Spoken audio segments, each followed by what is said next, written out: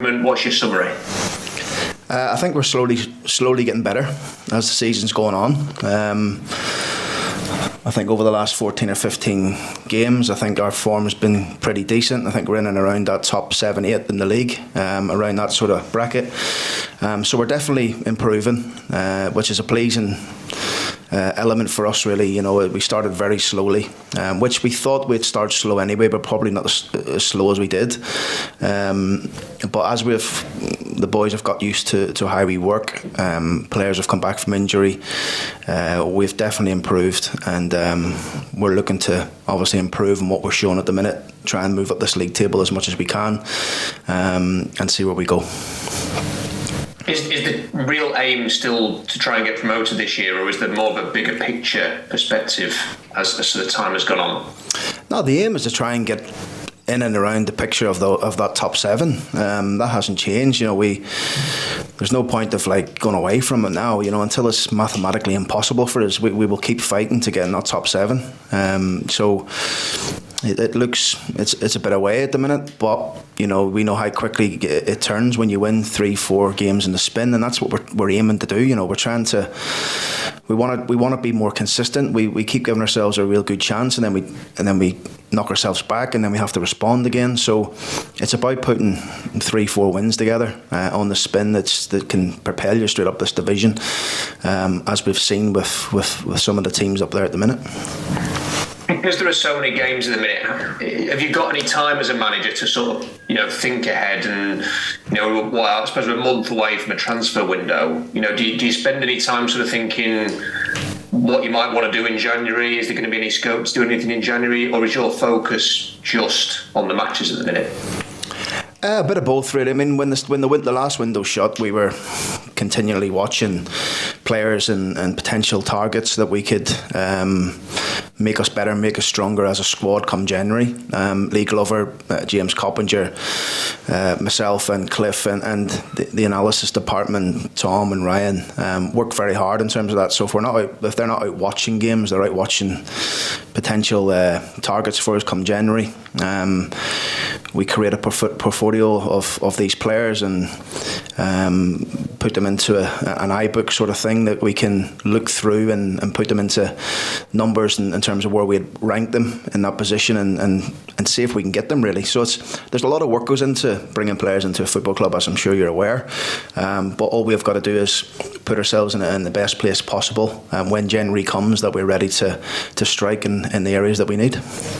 Is it sometimes lost a little bit within football, you know, how many transfer windows you realistically need to turn a club around? Because that perspective doesn't seem to be at the forefront of a lot of minds in the modern game, where everyone's looking for a quick fix. Yeah, I think look, the way football is this present time is you ain't got that time, have you? You know, I think any manager would tell you they need 4 or 5 windows to turn it into their own group and players that they want to keep, etc., etc. But football, you don't get it. You know, you have to win. It's like no other industry, really. It's just you have to produce performances and wins, and I think most managers know that. How could a cup run in the FA Cup help this football club, Graham? Well, it's huge for lower league clubs like, you know, ourselves, League 2 club. Financially, it's massive, and you know, the further you go in it, obviously the prize money goes up. So it would certainly benefit us, you know, particularly going into January as well, to give us a little bit more funds in the coffers to potentially, you know, go out there and bring 1 or 2 signings in that we may need when it comes around. Obviously, this is a club and an opponent that you know very, very well. How much have they changed much at all, you know, since you were there? You know, what kind of an opponent are they these days? Oh, they're a good team. They're a good team, very good team. I think Darren's doing a great job of this season with them. They very, very nearly got to the playoff final last season. Strong all over the pitch, bench strong, you know, real young, energetic team with lots of pace. So we know what we're up against, but we'll go there with our own ideas of how we can hopefully go there and play and hurt them like we do in any game, you know. And I think everyone's looking forward to it.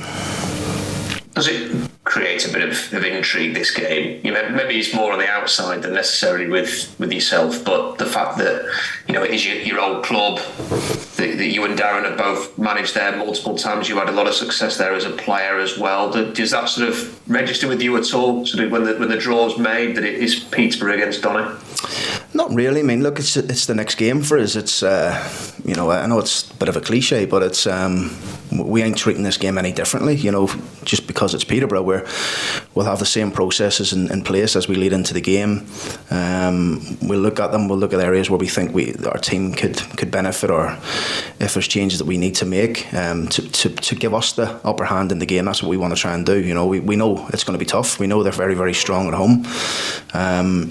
And we haven't been the best away. So it's look, I think everyone will have it down as a Peterborough win, but it's hopefully we can have other ideas and we can go there and give it our best shot.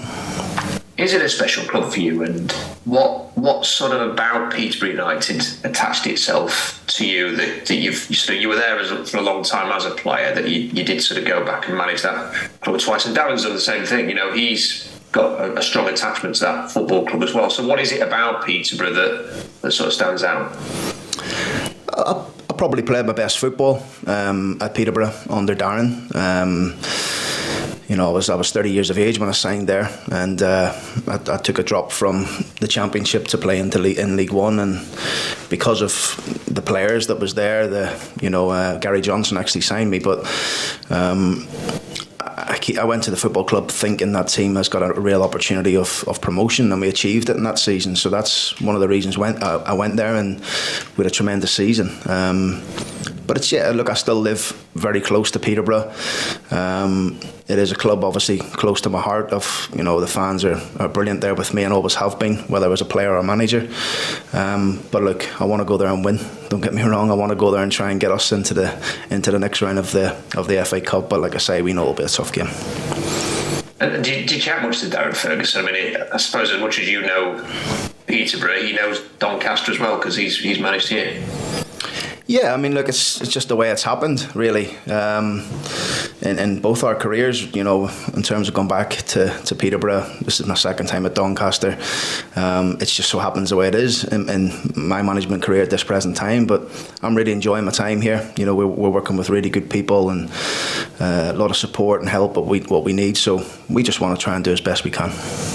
Final question on this. A lot of people would say never go back, but as you've mentioned that you've done it twice. Do you actually think there are benefits to going back to a football club and sort of knowing what a football club's all about? Can you maybe give the other side of the argument to when people say never go back?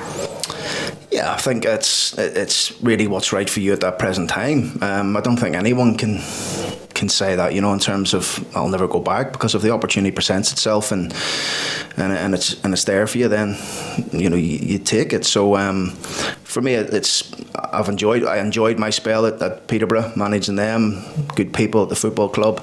I'm really enjoying my spell at Doncaster, really good people at the football club. So I've been quite lucky in terms of the clubs that I've been at, and the good support networks around that, and the good people that work for all the clubs. And finally, is there any injury news going into this? Anything to update on, Grant, ahead of this Peterborough game? Yeah, we've one or two struggling from the game on Tuesday. We'll give them the best possible chance, and hopefully we can have them fit and available. But apart from one or two that may struggle, everybody else is okay.